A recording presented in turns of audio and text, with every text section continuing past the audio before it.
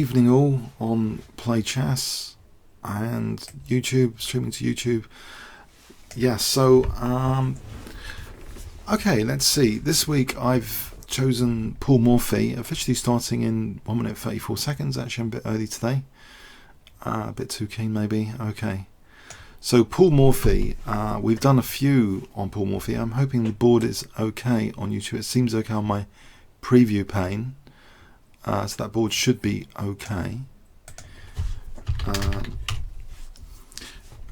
Yeah, so chat's okay.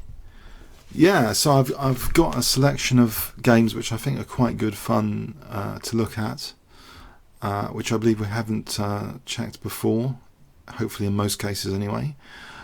So let's have a look at the first game I'd like to show you this week of Paul Morphy is New Orleans in 1860, going way back then. So Paul Morphy was white with actually rook odds. So look, there's a rook. Whoops. Rook is missing here. So rook odds game. Oh, and yeah, I think a slow pace to just get to 1 minute to just make sure that people hear at least at the start of the game. So these odds games demonstrate brilliancy in terms of material and quality. Obviously, if the opponents played very well, then he wouldn't have any chance. So there must be a mistake that they're making for Paul Morphy to have any chance in these games, odds games. So okay, let's have a look at this one. Paul Morphy, playing white, played e4. So at least he's given the white pieces. e5, it seems to be a very, very common response for most of Paul Morphy's opponents, actually, e5. And it invites the King's Gambit, which was very popular at the time. And black actually, though, didn't take the pawn here. Black actually reacted seemingly very well with d5 in the centre, d5. And Paul Morphy took this pawn. And now we see e takes f4. So far, black is doing really, really well. Actually, let's put on like a Kibitzer as well, just in case there's any tactical points I want to sort of mention. So knight f3, we see bishop d6. And the bishop actually modestly goes to e2. So maybe anticipating the bishop g4 later to pin the knight against the queen. So bishop g4, white castled. Black now voluntarily gave up the bishop with bishop takes f3. Bishop takes f3, and now knight e7. Okay, so it's difficult to imagine that the f-file is going to be used to crash through the king in this particular game. So what other assets are there in the white position? Well, actually, the centre pawns here seem quite promising. So we see d4, after castles c4, and now it looks immediately as though c5 is interesting as a potential way of getting some compensation here. Black reacted with c6, so giving the bishop an escape path back. Is there something else going on here? Actually, if white tries to regain his piece, I think actually this is a very clever point. That although white's a rook down, and it seems as though you might be tempted to get the piece back with c5 and d6, but actually this would kind of be very pleasant actually for black still, this position. And actually Paul Morphy rejected that continuation of c5, even though it still would be very, very good for black. He actually played d takes c6. So now after knight b takes c6, c5 here, the bishop drops back, and now this move d5. So although not gaining the piece back, it is logically supported by this bishop on f3.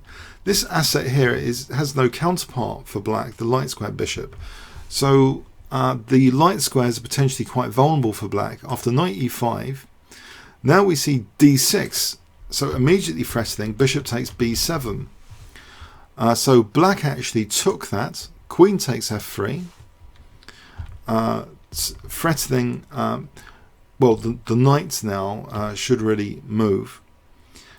If, by the way, in this position, sorry, after c5, d5, but it was check anyway. So the knight now moves, knight c6. So bishop takes f4. So okay, the bishop's hemmed in. Is there enough compensation here? Well, actually, the knight also seems to have a nice square here, which is shielded by that d6 pawn, that d5 square. We see a5, knight c3, bishop a7. That pawn is supported, bishop a3. And we see a4. And now this knight goes to d5. And actually, look around the king here. There isn't too many defenders around the king. So we've got a nice central piece here. And that central control is actually quite good, quite dangerous potentially. The queen now, I don't know why I keep thinking about football at the moment because of the World Cup. The queen goes offside, queen a5. It's a bit offside there, the queen. And it's actually restricted with rook c1, protecting the c5 pawn. King h8. Now after this move, interestingly, White seems to have some interesting dynamic potential against the king on this move. And Paul played actually a move which Stockfish 5 thinks is actually quite strong in the circumstances. It's what would you play in this position if you had white? It's not getting the advantage back yet, but it's setting black some difficult problems now with king safety. So if you had the white pieces, what would you play in this position? Any ideas? If I gave you 20 seconds starting from now.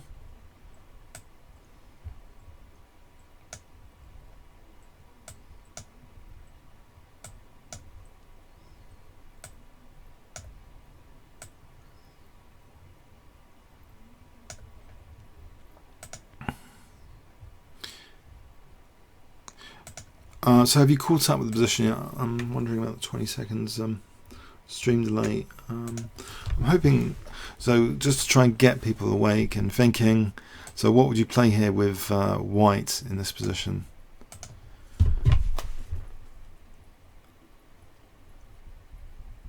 Hoping the chat's still working. So white to play. Alright, so there's been a suggestion which is interesting, yeah, from one PAWN star. Okay, so anyone on Play Chess server? Bishop h6 from Bh6. Bishop h6, that's interesting as well. Alright, so in the game knight f6 was played, and okay, if G takes, then white has at least a guaranteed draw with perpetual. Yeah, so that would be not like that, pardon me, with the perpetual. So that would be a guaranteed draw. So that knight shouldn't really be taken.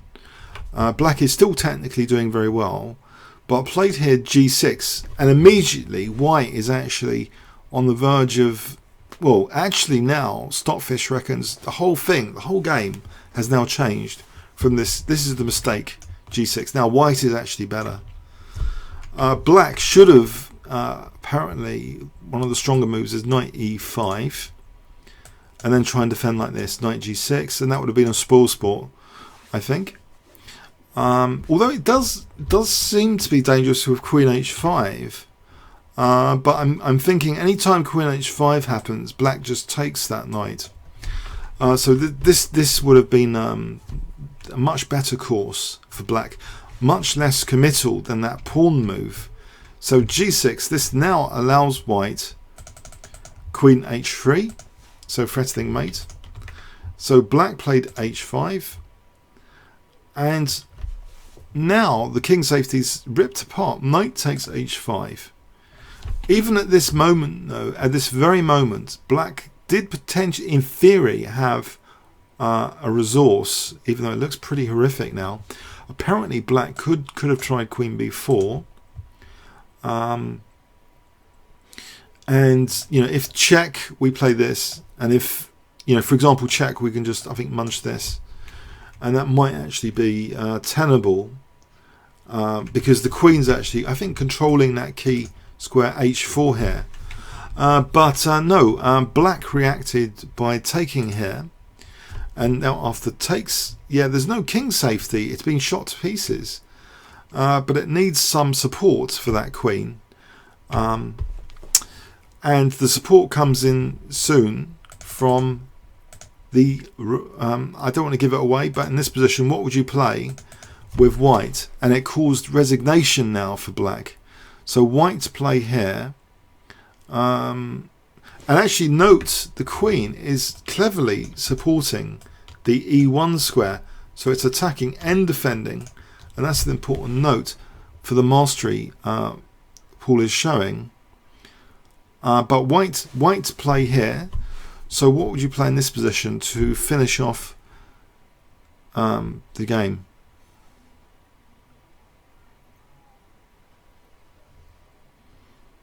I hope most of you have spotted it. So the queen at the moment cuts off all the squares around the king. It just needs another supporting piece to come in, and I'm sure most of you will see it soon. On Play Chess, yes, Damien X, well done, and on stream, on hope, yeah.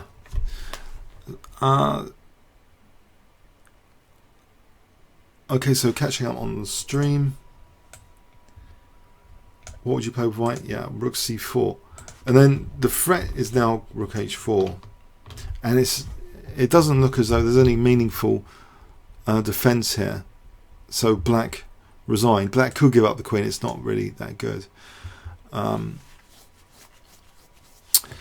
So what does this game show?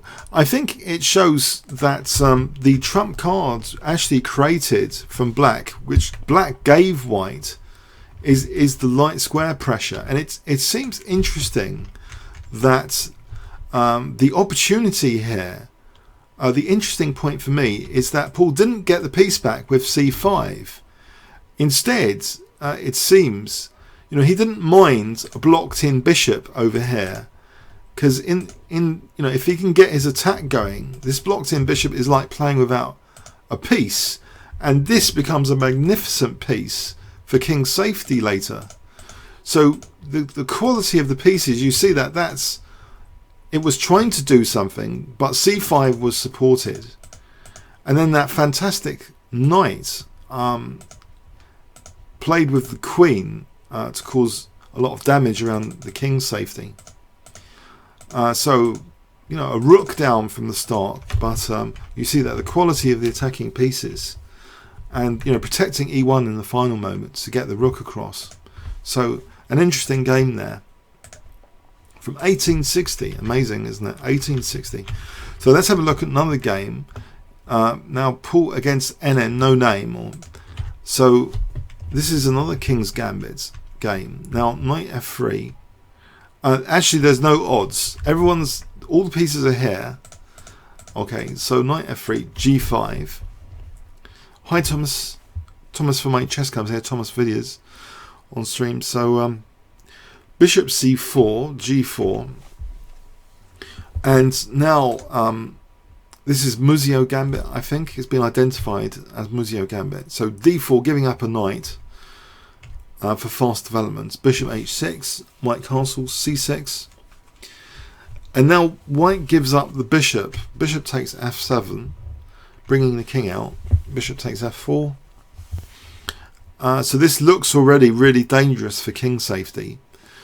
So you see the quality of the pieces, they're not out of base, these pieces over here. So white's basically, if you can get the quality of these pieces into the attack, then this is going to be really dangerous. Queen takes f4. We see check, and now rook f5, so first thing, rook h5, termination. So black defends with queen h4. Now this is the clever thing about this particular position. Actually, black is threatening Queen E1, so that's another sensitive point on the back row, which needs to be factored in. It wasn't just defending here; it's actually attacking E1 as well. So white to play here. What would you play with the white pieces in this position? If I gave you 20 seconds starting from now, what would you play here with white?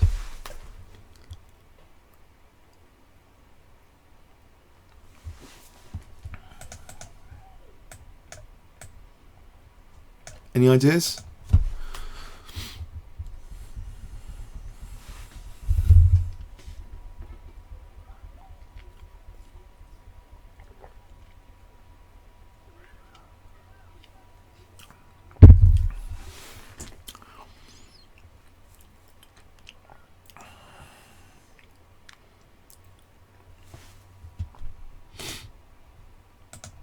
So white's play.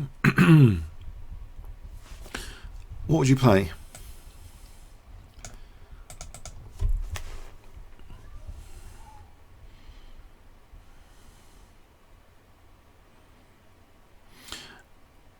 I think actually this is 2 seasons ago. I had this crazy notion of attacking lines at all costs from a hang up from playing too much blitz chess, and I thought it was great to get a queen to h4. But to my horror, my opponent played this very same move in a different position, knight d2, and basically, by not going here, the knight does come to f3 potentially to kick the queen away. So knight d2, well done, those that said it. And it seems black's got huge material, but white's got time for this knight d2. What is black doing? So it's quiet but killing. If we tried anything forceful, it would be pointless, I think. We'd have to move the knight here still, but the queen was actually better where it was. After knight d2, then queen e7. The queen and rook are actually optimal here, cutting the king. All these squares, they're optimal. So it just needs this knight d2 to threaten, to come to f3. And what does black do here? If black plays, well, let's see the game. So knight e7, knight f3. The queen goes to g4, and now we see the rook and knight coordinating with rook g5. Black's already material up, so you think this might be okay. Queen takes g5, knight takes, king takes. But after queen takes e7, king here, rook f1, it doesn't really matter about these pieces. Again, they're all stuck, just spectating, really.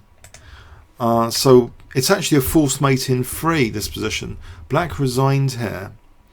For example, h5, check, to force mate in 3, queen g7, for example, rook f4.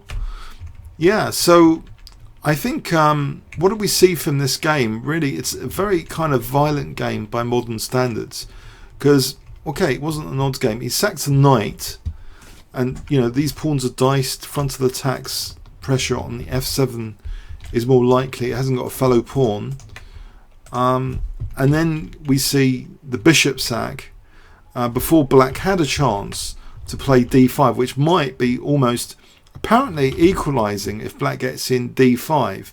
If white had played a routine move, knight c3, well, that actually stops d5. But okay, maybe white's okay here. The engine actually likes white here in any case. But if we didn't play knight c3, then d5 is on the cards. But so this is though, this move here is actually the favourite move. I mean, this is probably theory of Stockfish 5. It thinks it's actually much better for white after this bishop sack. Bishop takes f4 was played. There's another idea, also queen h5, which is interesting for bishop takes f4. So with the idea of bishop e5 or queen g4, this is also dangerous, but Paul Morphy's continuation is also just clearly better. This is a really crushing, incisive move. It forces basically Queen H4, and then Knight D2. It's very, very bad for black. It's losing. So let's have a look at another game. So this is in Havana now. Apparently there's a comment on ChessGames.com that Sikra, there was a master and a slave in the same house in 1862, and Paul Morphy beat both of them. This was J.M. Sikra, S-I-C-R-E. So E4, it was a French defence, and Paul Morphy played the exchange variation, a bit dull for symmetrical pawn structure, you might think. Bishop D3, Knight F6. Yes, it's a bit dull and symmetrical at the moment. Knight C3, C6, Bishop G5.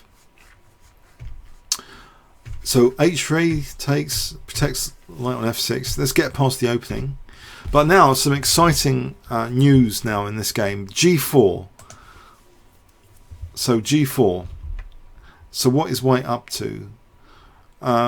Potentially things like Queen F5 are annoying to put pressure on H7, with maybe taking and then G5. Do you see that construction? But black now moves the rook, which actually gives Knight F8 as a resource. So I don't think this Queen F5 is that good here, or maybe even just H6. So actually, Paul Morphy, he played Bishop back, King H8, and we see G5 here. And this is uncomfortable now for black. He took the pawn here. We see Rook E7, and the Queen now goes to H5, threatening mate. So that's protected for a moment. So does black have some piece play or something for this? Well, let's see, Queen G4, and now Knight E6. But now a rude awakening, it seems. White played what seems visually a good move here. What would you play here with white if I gave you 20 seconds here? So white to play.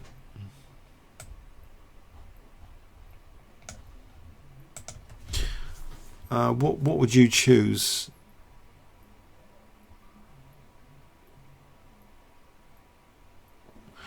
Actually, the engines though are not agreeing with Paul Morphy's move at the moment. The engine I have here, but it doesn't matter. I think the move played is probably sufficiently dangerous to win against most people around that era.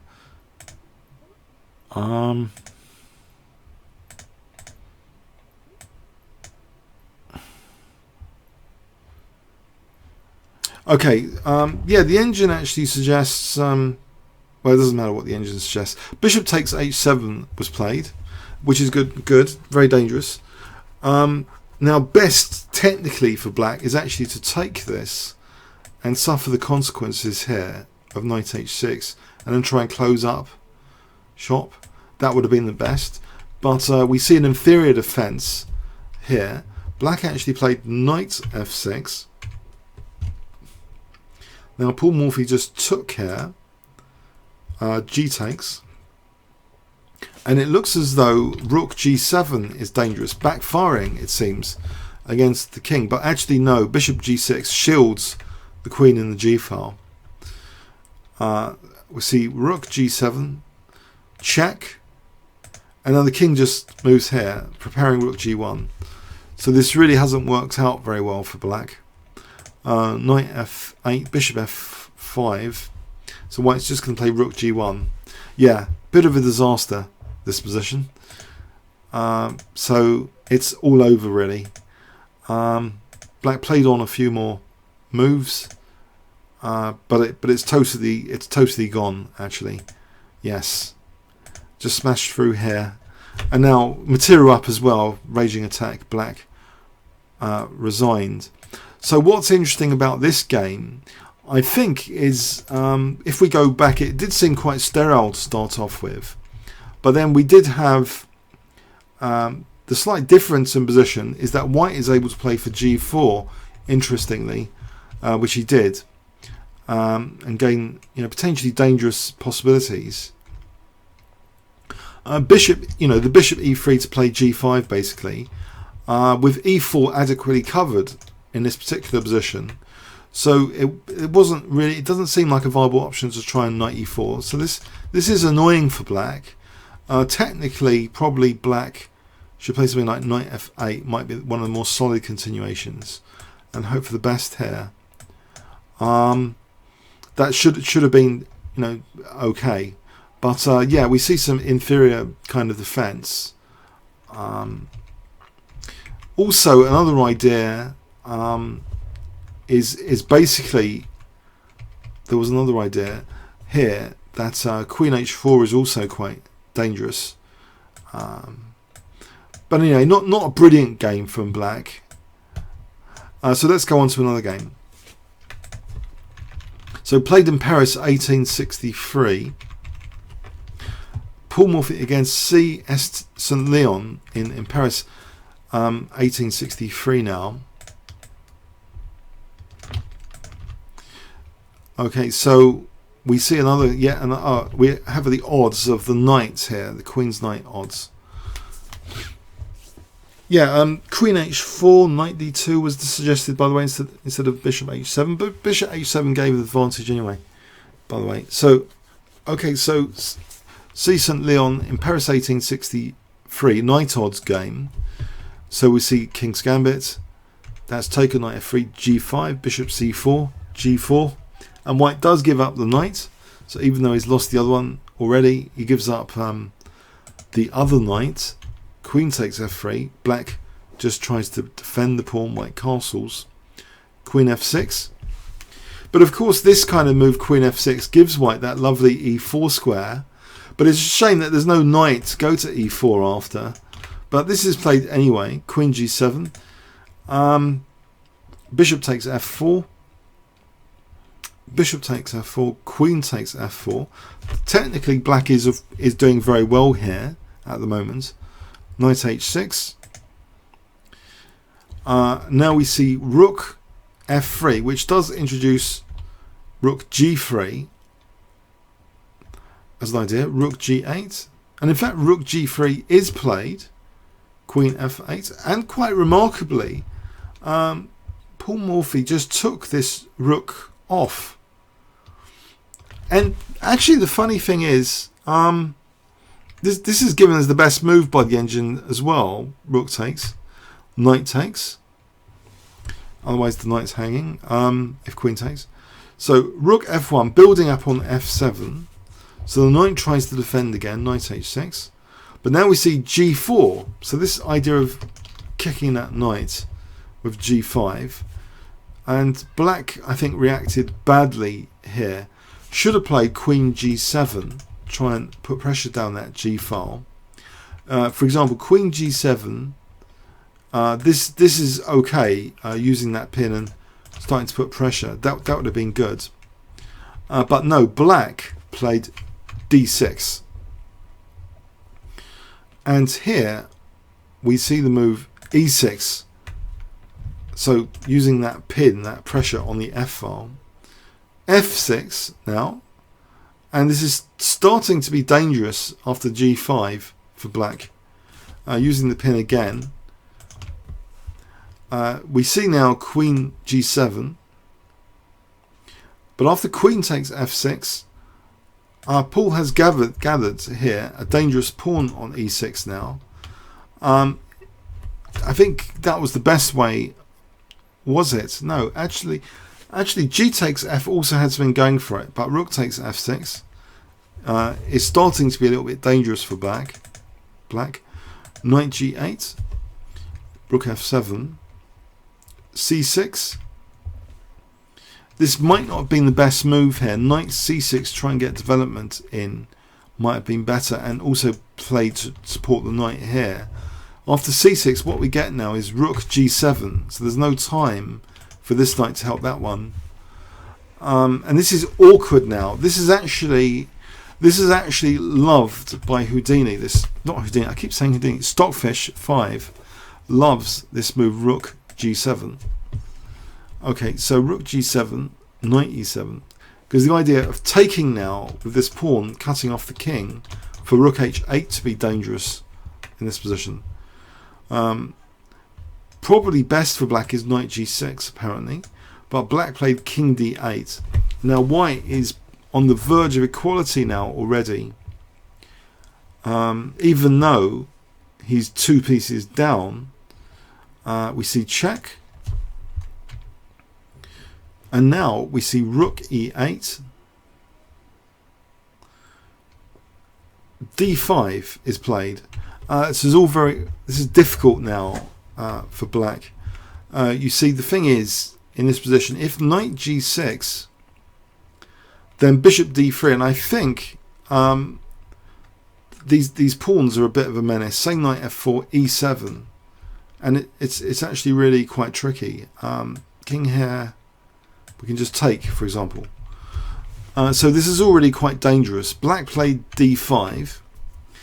Okay, rook takes, and now rook e8, leaving white, although a piece down, this is grim, this pin, and these pawns are really dangerous.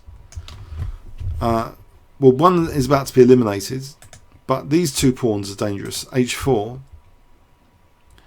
so king f5, rook g8, and black actually resigned. Black is actually in a terrible state here because of the imminent h5. We're just going to queen over here. Black resigned. If king g8, then I think this will do. Rook f8 will do. To play g6 next. Black will be helpless. So although it didn't lead to mates, this was quite a dire state of affairs with these pawns over here. So that's quite a remarkable comeback. That this rook g7 in particular is very incisive, I think. Rook g7 in this position, then rook takes. So that pawn is used to the maximum. Okay, so that's interesting. Let's go on to another game. Augustus Mongredian against Paul Morphy in 1863. Paris again.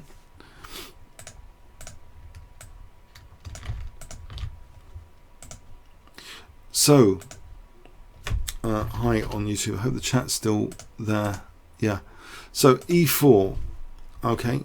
Paul Morphy is black in this game and is faced with the King's Gambit himself. So he took and he played a quick d5, knight f6, and now actually he played knight takes d5, off the castle's bishop e6. Now here white voluntarily gave up the light square bishop, which looks a bit weird thing to do. But the engine actually rates that move quite highly. The other one is bishop b3. It actually rates this. Now to play d4, because actually it is putting pressure now without a defender on f4. Paul Morphy gives up that pawn, knight c6, after bishop takes, bishop e7, after knight bd2, black castled. And here white played c4. We now see bishop takes f3, so pressure on d4 is emerging. Bishop f6, d5, and actually white should in theory be okay here. After knight e7, white now played bishop e5, which might not be the best. Probably these pawns are actually worth something to maybe sack the b pawn, like rook c1. I think if we sack the b pawn, well, there's actually pressure backfiring there. So this would have been interesting, but with bishop e5 instead, I think this gives away some of the advantage now. We see knight f5, g6. Okay, bishop takes, queen takes, queen b3, Rook fe8. Black enjoys some dark square pressure here. I like the dark square pressure that black's got and access to the 7th rank. It doesn't really matter, does it, about this pawn? It'll be too dangerous for white's king, surely. Let's just test that. In the game, Rook AE1 was played. If queen takes b7, black well, has to be careful because the rook's attacked. Apparently knight e3 might be okay. This position might be okay for black for at least equality. If here it starts to get a bit dangerous for king's safety. So okay, so yeah, we see Rook AE1 contesting that e file. Knight d4. After knight takes, queen takes d4, king h1. Paul Morphy takes on e1 and plays now queen d2. White has to play accurately here, and in fact the best move suggested by the engine is actually to play rook g1 in this position. I think, for example, here we can actually take this. That would be okay. But actually, white played rook f1, and now after rook e8, this is more dangerous now because of rook e1. This rook is not protected by the king as it would be on g1. So something like this actually is not good at all for white. Can you see what black could play in this scenario if it happens? White actually played queen f3 here, but on queen takes b7 it's actually disastrous because black has a killer move here. What can you see the killer move? If I gave you 20 seconds, what would you play here with black?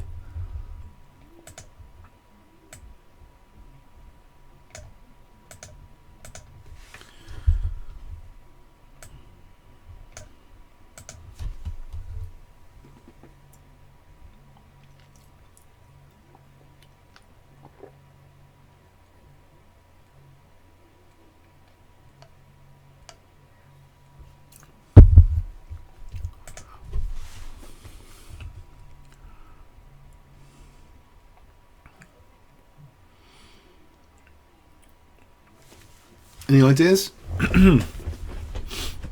Black to play. I'm hoping tactically you guys are getting sharp tactically. Actually, no, yeah, you guys are right with rook e1. Rook e1 will do, actually. Yeah, rook e1 is a mate in 7. Queen f2 is actually apparently more incisive, a mate in 6. So here, rook e1. But yeah, rook e1 will do, actually. No need for anything spectacular or risky. So if here we just play, just take, actually, yeah. Okay, so basically after queen f3, which was played, white is now threatening the f pawn, and so we see f5. But this leaves black in possession, you know, there's that football term again, possession, of that e file. So it's always good to have possession. And rook e2, I mean, is going to be threatening to like munch pawns and stuff if black's not careful. We see queen d1. Which might not be the best defense here, actually. White's best chance might have been d6. But anyway, he didn't do that. He played queen d1 rather than make it. And after rook e2, actually he resigned here. White resigned here. Maybe I didn't like this position at all. If queen takes d2, rook takes d2, then what do we do? If we play rook b1, then black is going to be winning a pawn here, like this.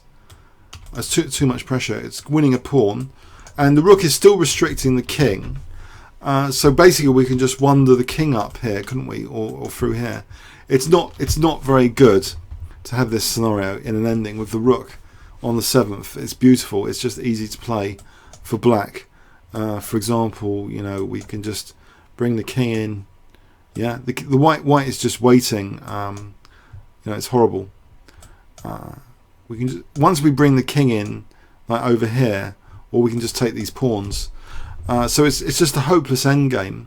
So positionally, white was outplayed in this game. So what we saw actually, even though it was like 1863 ages ago, the dark square play was actually quite good. G6 was very useful actually to give the king as well an escape.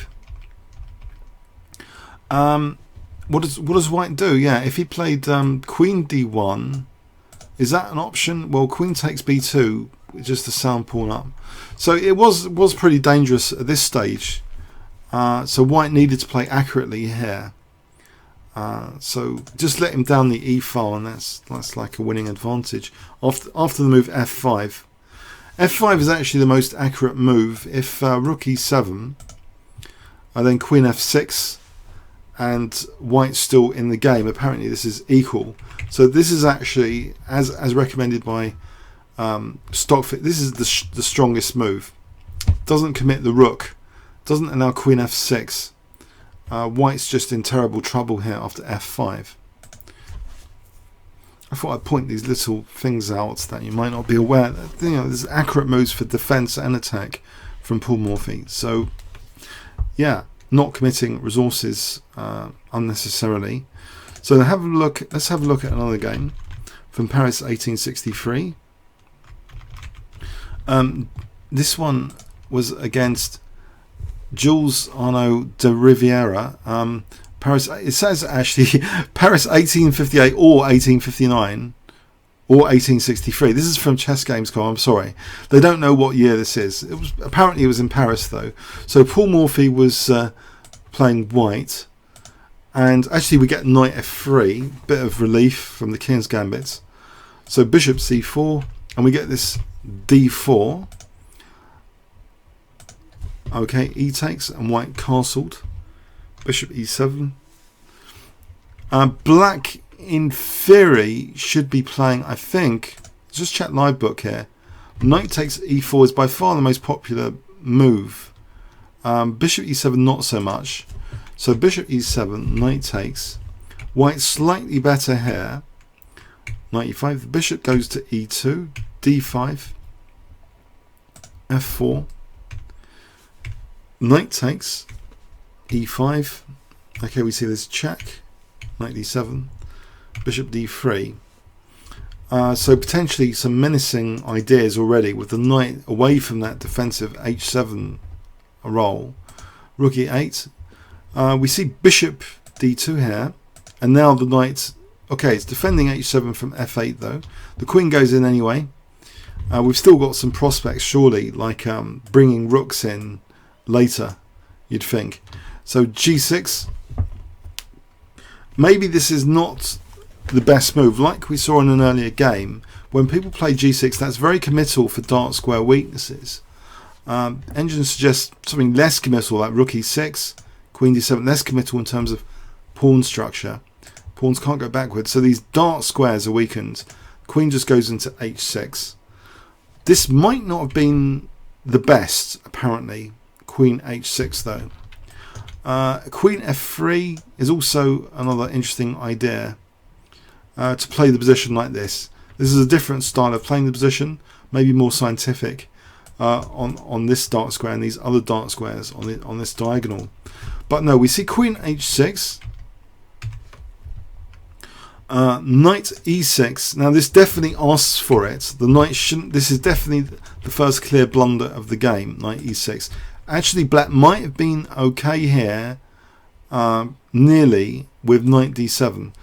Okay, but knight e6 asks for trouble with f5, trying to blast open this diagonal.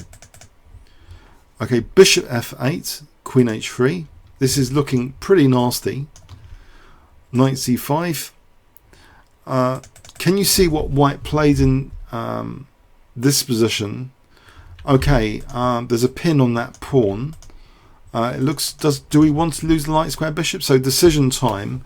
What would you play here if you had white in this position to increase your attacking advantage? If I gave you 20 seconds starting from now. So white to play here. This is at move 19.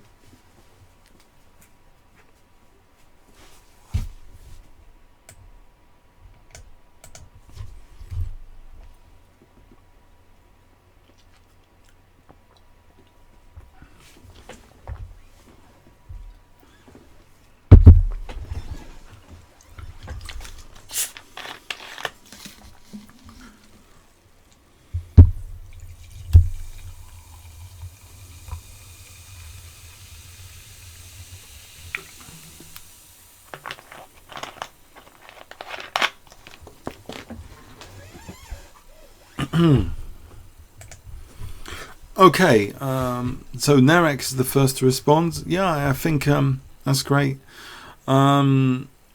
Yes, that's the most crushing move I think in the position. As also agreeing with Stockfish here.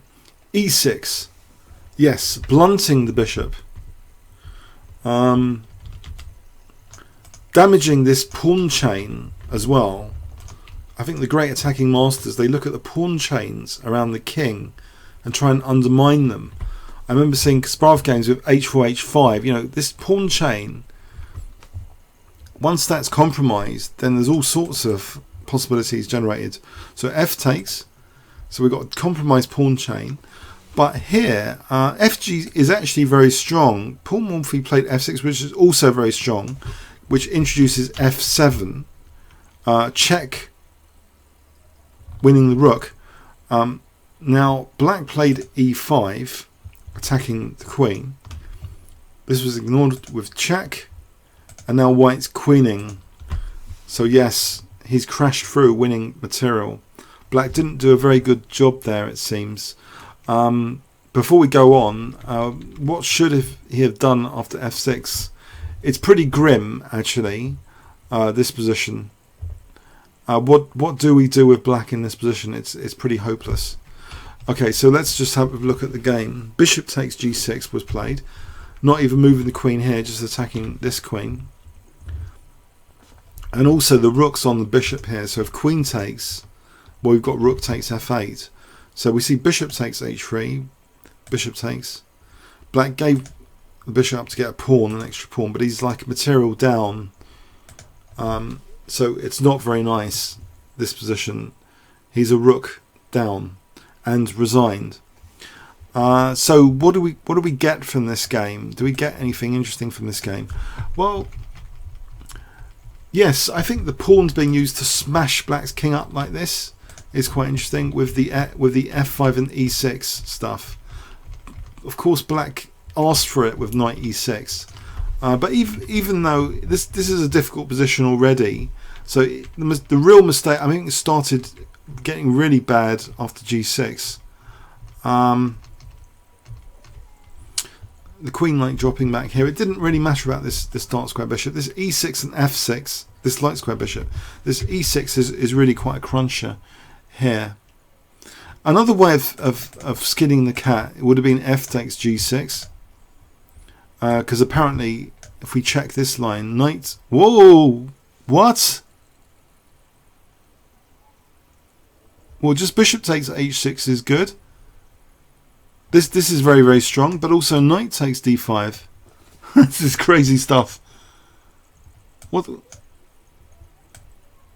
This is a winning position as well for white, technically. It's just too many threats, like bishop g7 and queen h7 next. Because white controls their f file, it's just far too dangerous. So even knight takes d5. Wow, this in this line, rook takes. This, I think this gives this possibility. So if rook takes, queen takes, threatening here, and if queen e7, then bishop c3.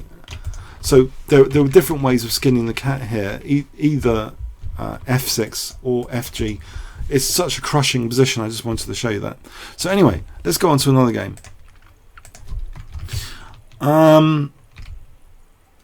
Against James McConnell in 1864 in New Orleans. They think it's 1864. It's with a knight odds. So knight f3, and then we see bishop c4, and now b4. So this is a famous gambit. Which gambit is this? I should know it. Pardon me. I'm sure one of you know it. Oh, the name's gone. B4 gambit. Anyway, I'm sure one of you will say it soon. Evans gambit, I think. So anyway, d6, d4, e takes, c takes, bishop b6. d5 was played after knight e5. White took that and played bishop b2. Queen e7, and we see queen b3. Knight f6, king h1. Knight g4 was played. Apparently this is a good position for black. Actually, at this point it's a very good position for black. Black is actually threatening crudely queen h4 as well. We see queen g3 parrying that idea and defending f2. Queen c5, still a good position. Bishop b3. Knight takes f2 is a mistake. I think this is the first clear mistake of the game. Black actually has a very interesting and technically crushing resource in this position. So Paul Morphy white, you know, maybe you could argue is a little bit fortunate that his opponents don't try for the quality of pieces rather than the quantity of material advantage. What would you play here with black if I gave you 20 seconds to starting from now? Black to play here, and I'll tell you what he played in the game. So black to play here apparently has a very, very strong move.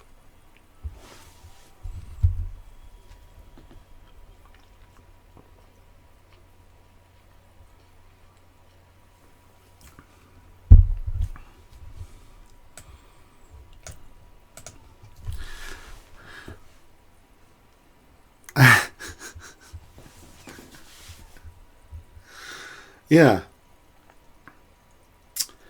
Okay. Yes. So one move has been mentioned. Any other takers on that? Well, okay. So in the game, knight takes f2 was played, but actually, yeah, queen takes f2 is a bit of a rude move, and it's really dangerous for white. If check, black can actually play king e7. If rook takes f2, then knight takes is not very good because of knight takes e4 check, and then black is just winning this with the queens off. But fortunately, you know, the opponents seem more concerned with material than quality. You know, Kasparov in the book he wrote, which wasn't about chess, it was about how life imitates chess. He wanted to try and he wrote some very abstract things about chess in that book, which I found fascinating. And he saw chess as quality, material, and time, because he was doing parallels with businesses. That businesses sometimes have to give up material to get time and quality. You know, like research and development. But here, you know, on the chessboard, you know, give up material for quality, and obviously it's emphasizing the bishop once you look at it. But anyway, the opponent wanted just material. Knight takes f2, and it's giving white the quality of pieces. White is able to sacrifice now, and now play queen takes e5. And white is actually better. And look at this bishop now along the diagonal. So the quality of white's bishops has gone up. King d8, queen takes g7. This is actually not the best move. King d8. It's already a difficult position. Technically, bishop e6 might keep black in the game like this, but it's difficult to see that sort of thing. Black might actually even start to threaten things. But no, king d8 leaves the black king desperately unsafe. After queen takes g7, rook e8. It's bishop f6 now. King d7. Queen takes f7. King d6. The king is marching up. e5 check. Rook takes e5. Queen f8. And this is now a forced mate in one. So, you know, okay, he was a bit lucky in that one. The opponent missed that amazing resource, but he is always going for quality with his pieces. So it was a bit of a technical error that black might have had that fantastic resource. But, you know, this came absolutely crushing now. This position very, very quickly here with the king in the center. It's just impossible to defend this kind of thing now. In fact, you know, e5 is a really incisive resource as well. Let's have a look at queen takes e8. Black has here queen takes f6, and apparently this would just be equal. That would be a terrible mistake. So he keeps, once he's got the king kind of cornered, this is really, he leaves often the attacking pieces where they are just to introduce another element. But no, the rook is now, that's more awkward for this check here. Okay, and also if king d7, queen d8 is checkmate. So yeah, but just this lust for quality of pieces, I think, you know, in our own games we often think things are forcing and there's not many options. Options open up if you can just think about this idea of piece quality or king safety. It opens up a load of options to you. So queen takes f2, fantastic option really, but yeah, but other than that, you know, white was trying to expand all of his pieces and get to the king, and he did that. But it's something to bear in mind if you want more options in your own games. You know, look for the, you know, quality and king safety, that sort of thing, rather than material, because otherwise you're very restricted in options. So let's have a look at another game. So Havana, 1862. So Paul Morphy against Aureliano Medina in Havana, 1862. So this was odds of the night, and it's an odd game here. I found this slightly odd and out of character. I wonder about this game, if it's, I don't know, it just seems odd that Paul Morphy played f4 here. I know opening theory wasn't very advanced. Maybe this was fought good or something. So it's actually a closed type of position you don't usually get in Paul Morphy games. It's quite fascinating from that point of view. So knight f5, giving black what seems to be what usually is a good post. You know, something like h5 to secure against g4 would be nice, but black didn't do that. And we see g4 evicting that knight now. And we see white enjoying a space advantage. h3, and the knight's not very well placed here. White's centre is quite robust here, not too much pressure on d4 just yet.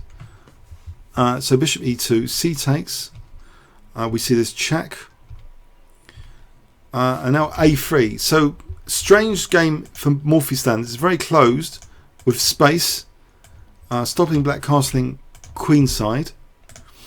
b4, bishop drops back, bishop g3, rook c1, pinning the knight, queen e8, king g2. Was black actually threatening anything? Not much at the moment. f6, bishop h4, pinning that pawn, queen e7, rook f1, queen f7. We see king h2. Strange. Do you not think this is a strange Morphy game? Closed. I mean, how many games have you seen of Paul Morphy with a closed pawn structure like this? Have many of you seen a closed... I mean, I don't know if this is even a genuine game. I'm just picking this up from Chess Games. I hope it is. But white is getting back into the game here with this space advantage. Queen d2, knight g7. And now plays g5. And black played f5. And now we see a pawn sack, g6. So opening up the bishop and also getting that g5 square for the knight. Knight takes. Knight takes. Now knight g5. Queen g8. Bishop h5. So some pressure on black. These possibilities, if the queen was not there, would be interesting. King f8. Okay. So king f8. A surprising move. Surprising in this position. It's not suggested by the engine, but what do you think Paul Morphy played here to try and get an attacking route to the king? So I think it forces some accuracy from black, if nothing else. What would you play here with white if I gave you 20 seconds starting from now?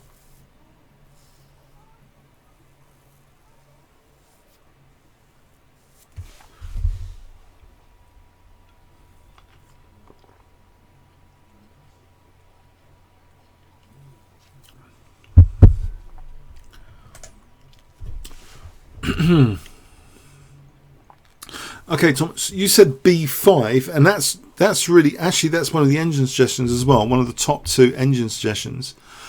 And b5 does carry with it the idea of getting on this diagonal.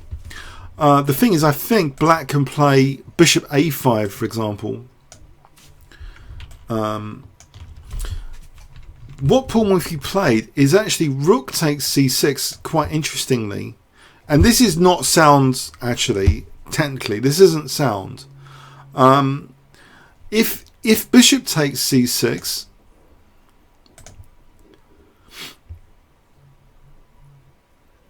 then b5 here is actually very, very interesting. This starts to get lost for black, actually. This is actually lost for black. It just shows how it can get dangerous. But black actually played the correct move, b takes c6, but b5 is played anyway to try and take in and get this check, to get the king there. We see c5 correctly blocking up the diagonal. White takes on c5, bishop takes, and black is technically still okay. He controls that diagonal still. Rook c1. The bishop went to e7. Now, this might not have been the best move. Probably better, stronger apparently is to take here. But bishop e7 was played. And we see a rook infiltrating now on c7, rook c7. Bishop e8. And this is definitely the first major blunder of the game, because otherwise, technically, black might have been okay here with rook d8. But no, black played this bishop e8, and can you see? This is interesting dart square attack actually time. Can you see what white plays in this position to get a kind of dart square based attack? If I gave you 20 seconds from here. Apparently this is crushing now. This is like nearly +5 technically, this next move. So what would you play here in this position?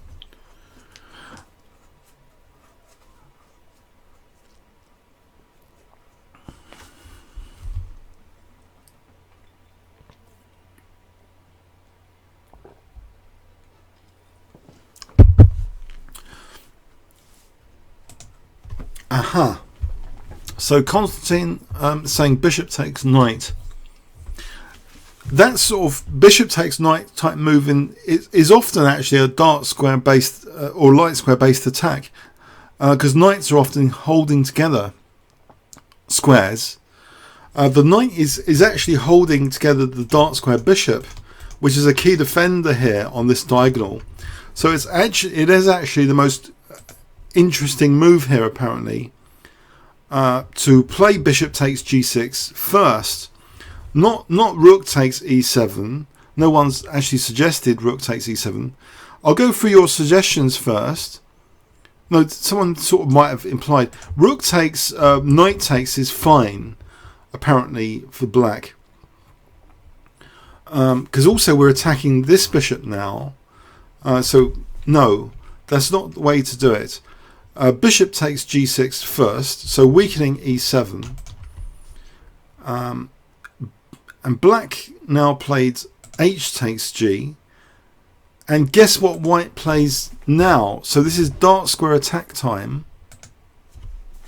In this position, the dark square attack has exceeded all previous thresholds. So what would you play here now with white?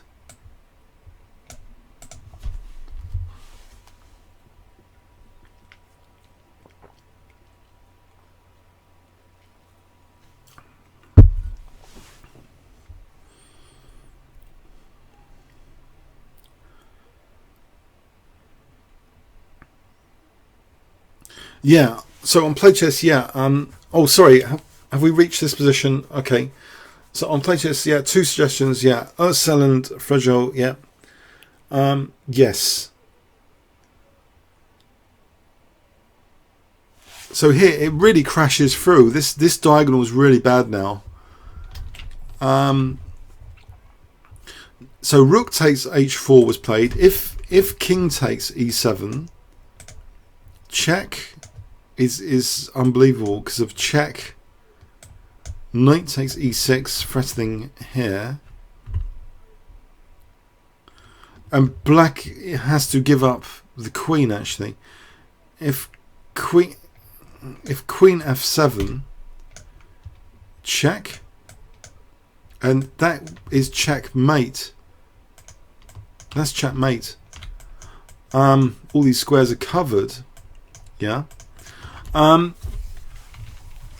So basically, after rook takes, black played rook takes h4, but now queen b4 is still very, very strong.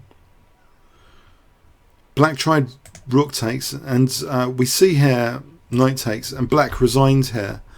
Let's give black another move. If there's not much to suggest, if here rook takes, and actually we can just take this rook, and we're just winning quite easily.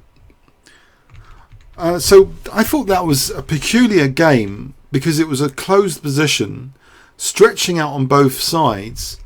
But what is interesting, I think, at this point, you might not imagine this diagonal being interesting. If we look at this game, the dark square pressure exerted on that key diagonal with that king here after king f8, it's just interesting how, yeah, this was exploited. Rook takes c6. I mean, he's got to try something. So black plundered here with bishop e8. So apparently rook d8. But then, yeah, so is falling apart from g6, e7, and this diagonal. Black falls apart. So that's quite interesting, I thought. It's an amazing use of space on both sides of the board. So let's have a look at a game in Havana against F3, this master and slave of the same house, apparently. So Paul Morphy playing white after e5, knight f3, refreshing, d6, d4. Okay, so this Philidor defense, actually there's a game on the channel I didn't really want to do. Capablanca's technically last game was apparently a Philidor, and it was in a simul, and actually he blundered. I didn't really put it on the channel after. It wasn't that great, but it was against Capablanca's first rival. I've forgotten the name of. Unfortunately, Torre. No.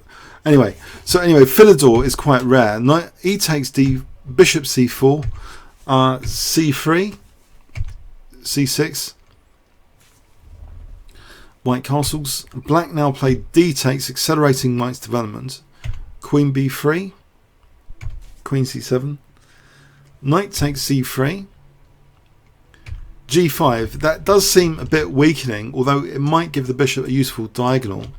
Bishop E3, Bishop G7, Rook AC1, and already you can see there's nasties lurking here with that queen eyeing the rook in this position. Obviously, Knight B5 is actually, from an engine point of view, a key threat here. Knight B5 in this position, and Black now played what seems to be a terrible move positionally. Bishop takes C3, weakening the dark squares.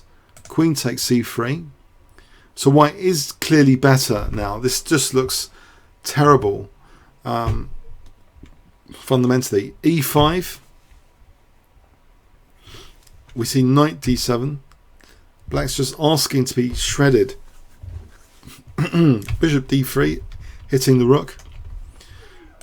Knight F8. So White can already take the exchange. E takes. This is terrible, isn't it? It's yeah. It's not how to play the opening. Don't play the openings like this. There's a few violations of openings theory that we were aware of. King safety, development, weak squares, giving up important bishops, etc. Bishop E6, Knight E5, Knight F6. Okay, White does take the exchange, and then plays Bishop C5. Now Knight G4 means that now Queen H8 is on the cards, so assisted with that pawn on E7. That's pretty naughty. So B6, but there's also another dangerous move here which is played. Queen G7. The knight goes back. After Bishop D4, the threat is now, well, multiple. Bishop F6, Knight H6. Black resigns here. Okay, so there was induced panic from an invisible possibility. Actually, you might casually look at this game and wonder why Bishop takes C3 was played. So I think really it's this: the Queen's in the wrong place. If Black had casually played Knight E7, I think Black does get splatted. Well, Bishop takes F7, so that's too obvious. Let's try another one. Knight F6, and I think here again Black's in trouble. E5, but Knight B5 is also potentially tempting as well. But E5 might even be stronger. So if takes, Knight B5 now is even stronger. What do we do here? If Queen D8, well, we can just take here, and then Knight take. It's just a nightmare. So you get this idea that the Knight F6 is what you'd want to play, but it just seems to get blasted. I think basically because of this tactical consideration of Knight B5, but apparently E5 is stronger first. If Knight B5 here, this doesn't work out so well, because here there's Knight C6. That's not doing anything, and here this isn't so brilliant. This position apparently is offering Black some salvation, but the real crusher, if this had occurred, is apparently E5. So we get this position where if takes here, Bishop takes F7, Rook takes. What's the difference? Bishop C5. This is nasty to win the Queen. Okay, so I think this just helps explain the game continuation. That basically, this seems like you know, you might as well resign if you do a move like bishop takes c3. But that might be in the tactical considerations that knight f6 is just it's quite a killer move. Rook c1 basically. If we look at this move, rook c1, this is great tactics for the time. You know, 1864. Rook c1 is stopping basically knight f6. Would everyone agree with that? That actually this move is the most brilliant move of the game if he really had in mind e5 and knight b5. Yeah. This where's the queen going? In fact, the queen is kind of having to defend f7. I don't know. It seems lost, this position actually. If we go back here, bishop e3, the advantage was 1.20. Bishop g7, and this is the engine move. Rook ac1 is suggested by Houdini 5 as the most crushing move in the position. Yeah, it just stops knight f6 basically.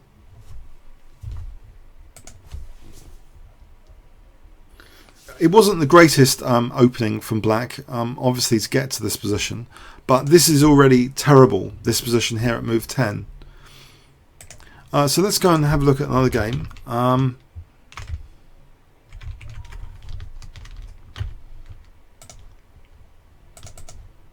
hope the chat's still okay. Okay, yeah. So NN against Paul Morphy. So e4. Paul Morphy's without his queen's knight. So we see bishop c4, bishop c5, knight f3, d6, b4, and it's good for white to increase development and try and increase piece quality. So he's having to play against the gambit a knight down with the black pieces. So this is unusual because usually you see him with the white pieces if he's going to play without a knight. And he's also up against fast development, someone who seems to be aware of trying to you know, get very aggressive pieces. So knight h6, d4, bishop drops back. We see d takes e5. So at this point white's doing very, very well. Queen g6. And we see knight g5 here. Black castles. e6. Tempting. Might not be the best. Maybe e takes is technically better, but still white's got a firm grip on the position still. F takes. Bishop takes. King h8. Bishop takes c8. Rook takes. Queen e8. Queen e6 rather. Queen h5. Knight f3. Knight g4. Now there's some dangers approaching. Rook takes, and here some dangers. White plays h3.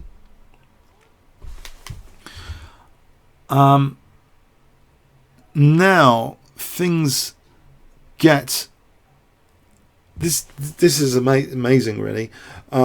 Black makes the most out of his position. Still technically white's in the driving seat, but what would you play here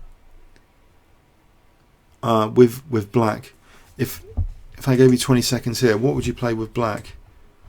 20 seconds starting from now.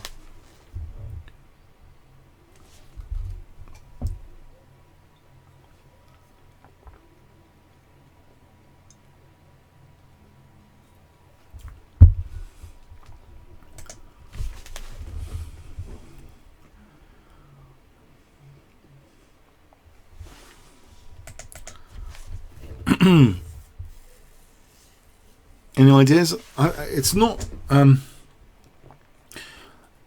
It's an inferior position for black, despite this move, but this gives some chances for black. So what would you play here to give yourself some practical chances?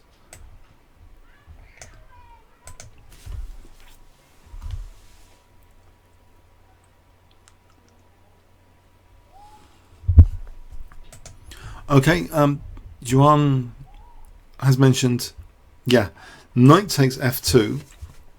So after rook takes, we see rook ce8, and white should now go queen g4. This is the best move. White should have played this with still an advantage technically, but white maybe so blunders here, it seems, with queen d5.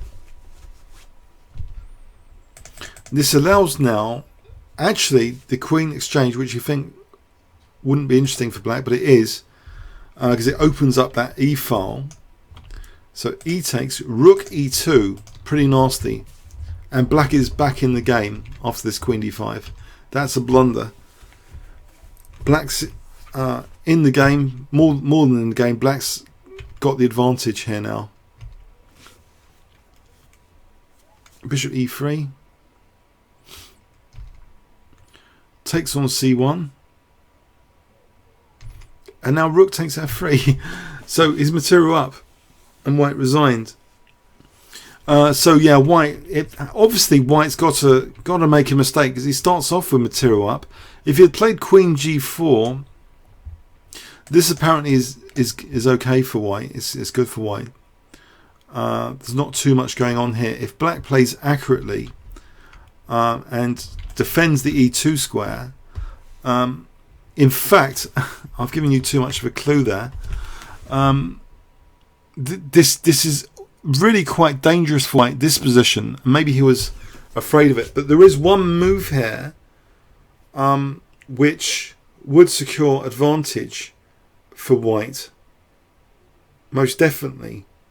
A definite advantage. This is a variation. So what would you play here with white? If you had white here, what would you play?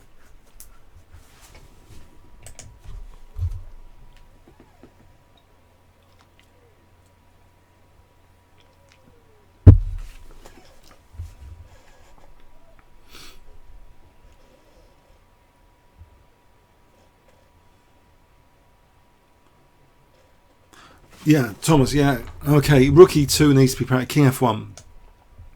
And that wouldn't be much fun for black after that. I think it still is reasonably interesting after bishop g5 because a rook takes g4. Threatening rook takes f3. So this is still interesting, this sort of thing, for black. Yeah. But yeah, white. Maybe that's why he was a bit afraid of that and wanted queen d5 instead. But it's just not good either because of rook e2.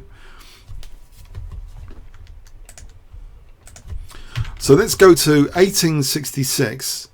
Oh, is this my last game?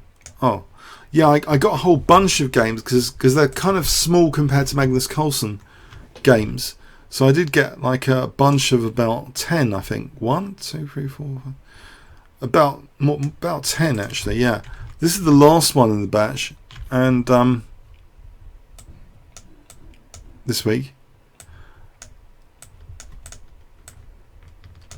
Paul Morphy against Charles Morian, who I think is a close friend of Paul Morphy, a lifelong friend, I think. So this was in New Orleans, 1866. So without the knight, again, we see bishop c4, bishop c5, Evans Gambit, constructing the centre quickly with d4.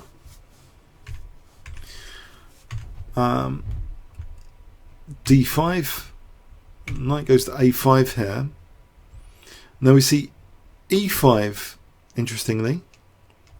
Knight takes, check, gets his piece back, knight e7.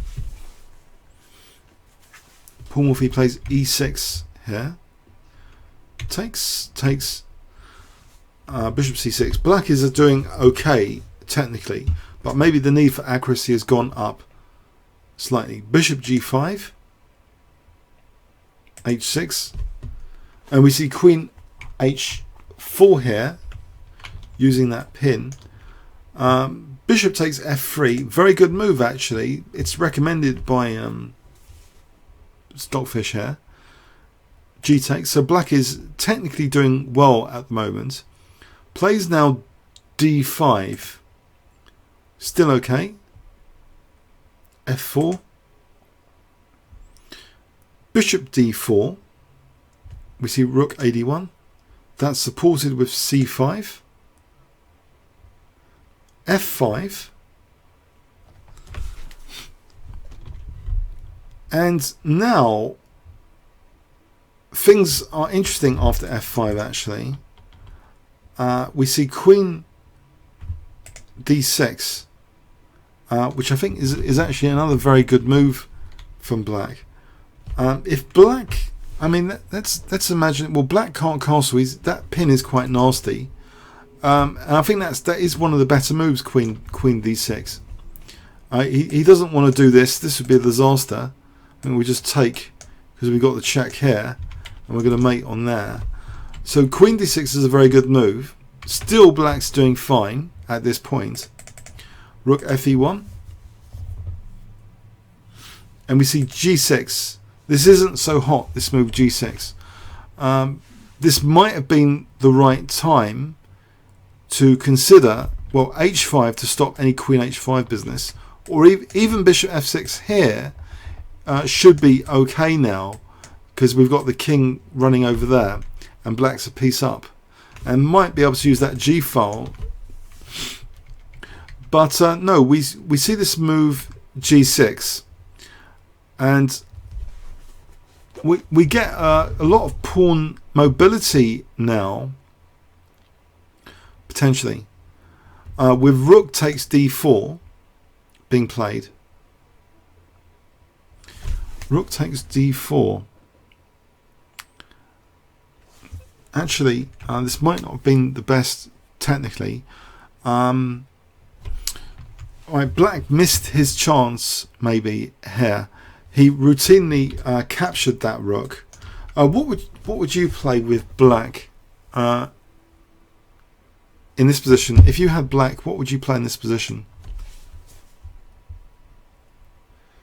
If I gave you 20 seconds. So you're black against Paul Morphy. He's just played rook takes d4.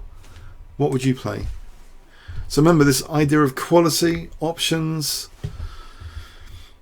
not being materialistic necessarily initially.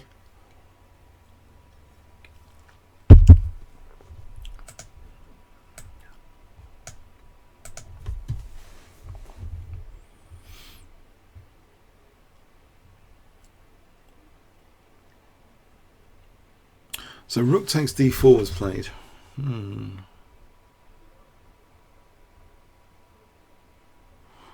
Yeah, don't routinely recapture. Knight takes f5 actually would have been interesting,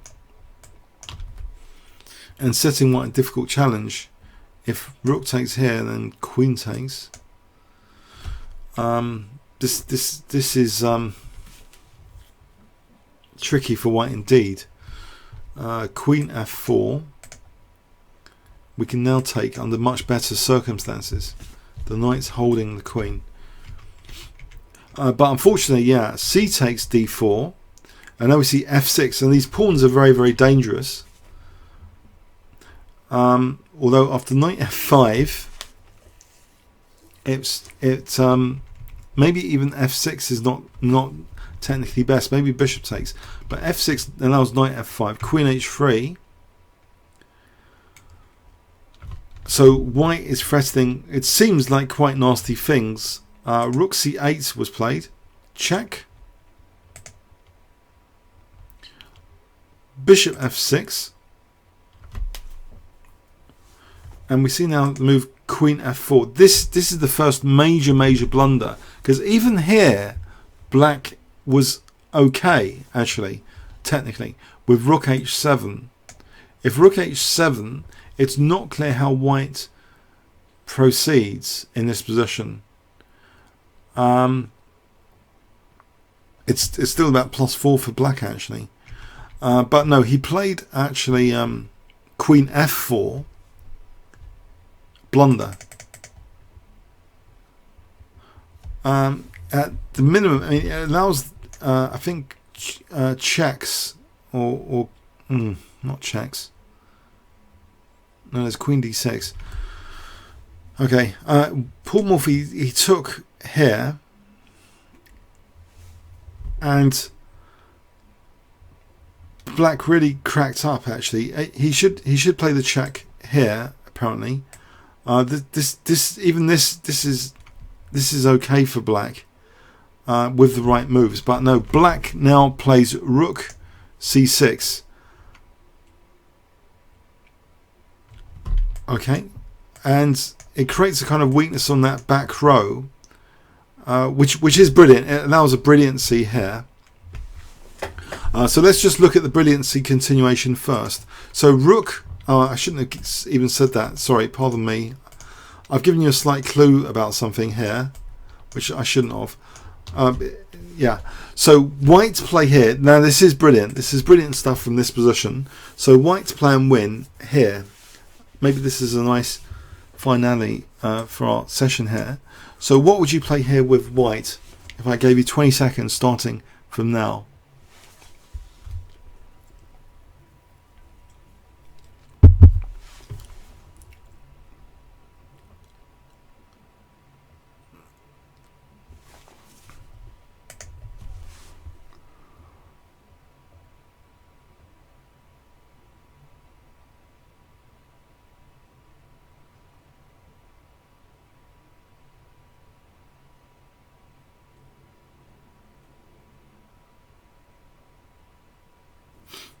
Any ideas?